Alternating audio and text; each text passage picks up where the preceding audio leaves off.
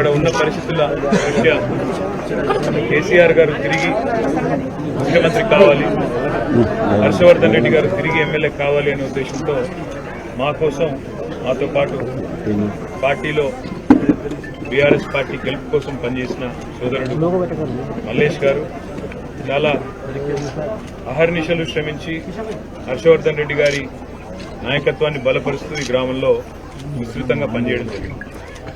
సరే, దురదృష్టవశాత్తు రాజకీయాలు సహజం, మీకు తెలుసు. ఎన్నికలన్న తర్వాత ఒకరు గెలుస్తారు, ఒకరు ఓడుతారు. దురదృష్టవశాత్తు ఇక్కడ బీఆర్ఎస్ పార్టీ ఓడిపోవడం, అదేవిధంగా రాష్ట్రంలో కూడా ప్రభుత్వాన్ని కోల్పోవడం జరిగిన విషయం కూడా మీకు తెలుసు. కానీ తెలంగాణలో ఎన్నడూ కూడా హింసాయుతమైన ఒక సంస్కృతి, ముఖ్యంగా ఎన్నికలకు సంబంధించి, ఎన్నికల ఫలితాలకు సంబంధించి ఎన్నడూ కూడా లేదు. కానీ ఈరోజు చాలా విచిత్రమైన పరిస్థితి. తెలంగాణ రాష్ట్రంలో మొదటిసారిగా కొల్లాపూర్ నియోజకవర్గంలో ఈరోజు ఇక్కడ మా సోదరుడు మల్లేష్ గారు ఈ రకంగా మర్డర్ జరిగింది. అది కూడా రాజకీయ కక్షా కార్పణ్యాలతో జరిగింది అని తెలంగాణే పెద్దలు కేసీఆర్ గారు కూడా తీవ్రంగా కలత చెందారు, బాధపడ్డారు.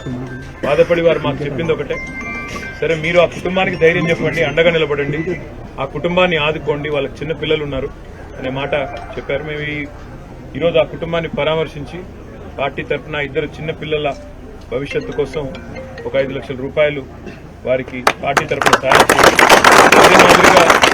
అదే మాదిరిగా ఈరోజు రాష్ట్ర ప్రభుత్వాన్ని కూడా నేను కోరేది, ఇక్కడ ఉన్న మంత్రి గారిని కూడా నేను కోరేది, ఈ రకమైన సంస్కృతి మనకు మంచిది కాదు. ఎందుకంటే రాజకీయాల్లో గెలుపులు ఓటములు, ఒకరు గెలవచ్చు, ఒకరు ఓడొచ్చు. మీరు గతంలో మంత్రిగా ఉన్నారు, తర్వాత మాజీ మంత్రి అయ్యారు, ఈరోజు మళ్లీ మంత్రి అయ్యారు. రేపటి రోజున మళ్లీ హర్షవర్ధన్ రెడ్డి గారు కూడా తిరిగి మళ్లీ తప్పకుండా మళ్లీ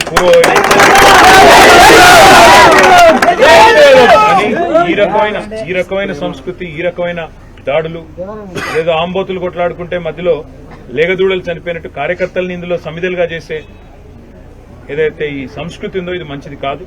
నేను ఇక్కడ ఉండే మంత్రి గారికి, జూపల్లి కృష్ణారావు గారు కూడా చెప్తా ఉన్నా, కాంగ్రెస్ ప్రభుత్వానికి కూడా చెప్తా ఉన్నా, ఇది మంచిది కాదు. ఎందుకంటే తెలంగాణలో ఇది ఇదివరకు ఎన్నడూ లేదు. మేము కూడా గతంలో 10 ఏళ్లు ప్రభుత్వంలో ఉన్నాం.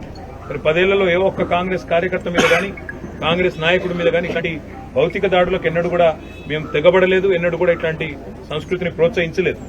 ఆనాడు కూడా మేము ఇట్లాగే అనుకుంటే, మీరు అనుకున్నట్టే మేము కూడా అనుకుంటే, ఈ ఫ్యాక్షన్ సంస్కృతిని పెంచాలనుకుంటే ఈ రకమైన పరిస్థితి ఉండేది కాదు. కానీ నేను విజ్ఞప్తి చేసేది పోలీస్ యంత్రాంగానికి కూడా, ప్రభుత్వంలో ఎవరున్నా ఆ కుటుంబానికి న్యాయం జరగాలి. ఎందుకంటే జరిగింది ఒక హత్యకు ఎవరు పాల్పడ్డా, ఏ కారణం చేత పాల్పడ్డా అన్ని కూడా వెలుగులోకి రావాలి. ఇందులో భూ పంచాయతీ అని అది ఇదని చెప్పి దీన్ని కొంత డైవర్ట్ చేసే ప్రయత్నం కూడా చేస్తా ఉన్నారు. ఇది మంచిది కాదు. నేను కాల్ డేటా రికార్డ్స్ బయట పెట్టాలని డిమాండ్ చేస్తా ఉన్నా. అదేవిధంగా ఇక్కడ ఏం జరిగింది అనే విషయంలో డీజీపీ గారు, ఈ జిల్లా ఎస్పీ గారు కూడా అవసరమైతే ప్రత్యక్షంగా విచారణ జరిపించి మరి వాస్తవాలు చెప్పాలి, ప్రజలకు తెలియజెప్పాలని చెప్పి కూడా డిమాండ్ చేస్తూ, ఆ కుటుంబానికి సంపూర్ణంగా మేము అండగా ఉంటాం. న్యాయం జరిగే వరకు వారితో ఉంటాం. ఆ కుటుంబంలో ఉండే చిన్నపిల్లలు కూడా ఇద్దరు ఉన్నారు, వారికి కూడా అండగా నిలబడతాం. అమ్మాయి కూడా మరి మల్లేష్ గారి శ్రీమతి, అమ్మాయి కూడా బాగా చదువుకున్న అమ్మాయి, MSW చదివింది.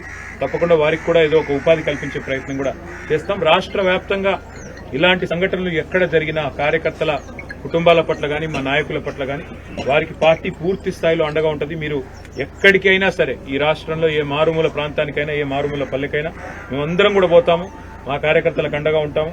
చివరి దాకా కూడా ఇదే స్ఫూర్తిని ప్రదర్శిస్తూ ఈ ప్రభుత్వం మీద, కాంగ్రెస్ పార్టీ మీద కూడా పోరాటాన్ని కొనసాగిస్తాం. మా కార్యకర్తల కుటుంబాలను కాపాడుకుంటామని చెప్పి కూడా మీడియా కూడా, దయచేసి మీడియాకు కూడా నేను విజ్ఞప్తి చేస్తా ఉన్నా, మీడియాకు కూడా ఏ ఎజెండా లేకుండా, ఏ పక్షపాతం లేకుండా అన్ని విషయాలు కూడా ప్రజలకు చెప్పండి, జరిగిన వాస్తవాలు చెప్పండి.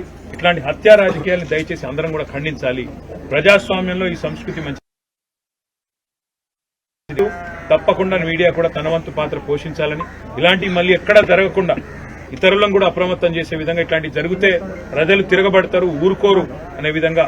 ఎందుకంటే రాజకీయాల్లో గెలుపు ఓటమి సహజం, కానీ ఇట్లాంటివి జరిగినప్పుడు ఒక మనిషి పోతే ఆ మనిషిని తీసుకొచ్చే పరిస్థితి ఉండదు. కాబట్టి ఆ కుటుంబం మరి ఇబ్బంది పాలయ్యే పరిస్థితి ఉంటుంది.